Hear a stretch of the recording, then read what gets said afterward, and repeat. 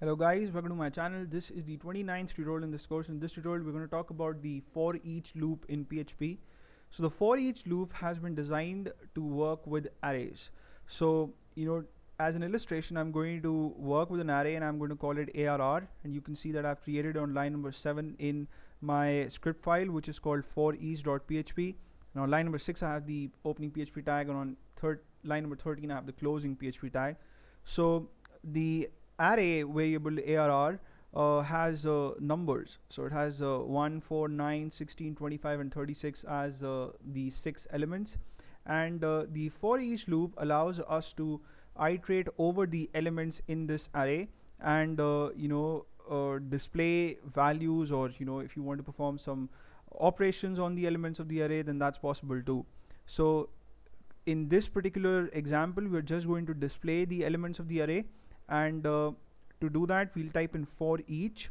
That's the word for and each, and there is no space between the two keywords, so it's for each. That's one single word, and then within parentheses we're first going to type in the name of our array variable, which is $ARR. That's what we've created on line number 7, and then we're going to type in another keyword called as, right? So for each and as, there are two keywords that you have to use with the for each loop, and then you have to pass in or type in a dummy variable. So what this is going to do is PHP is going to store the first element from this array in this variable for the first iteration. In the next iteration it's going to store the second element from the array in this variable.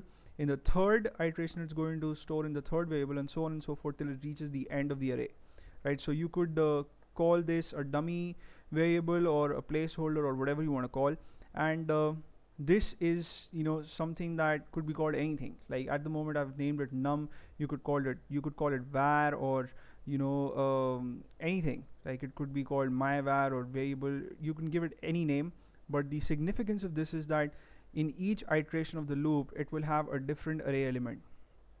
And then inside the body of the for each loop I have an echo statement that's going to first display the text square, and that's because all these elements are squares of numbers. So 1 is a square of 1, 4 is a square of 2, 9 is a square of 3, 36 is a square of 6, right? And then I have the concatenation operator, and I've displayed the value that's there in the variable, in the dummy variable num. So in the first iteration it's going to display the text square colon 1. In the second it is going to display square colon 2. Third it's going to display square colon 9, and so on and so forth. And I also have echoed a break tag immediately after displaying the text, because I want the numbers and the text to be displayed on new lines. And you must have noticed that in this loop we do not have a statement that updates the value of any variable. So in this way it is different from the for loop as well as the while loop, because we're not updating any variable. For each loop has been designed to work with arrays, and it automatically moves on to the next element in the array, and we don't have to update anything. So I'll save the file, and in my browser I'll show you the output. I'll type in for each here, and when I press the enter key I see square 1 and square 4, square 9 up to square 36. So all the elements in the array have been displayed to us. So that's it about the for each loop. And the for each loop can also be used with associative arrays, and that's something that I could have covered in this tutorial as well, but I don't want this to be too long, so I'm going to discuss that in the next tutorial maybe. And I hope you guys had fun, and you may subscribe to my channel if you haven't already. I'll see you in the next video. Till then, take care.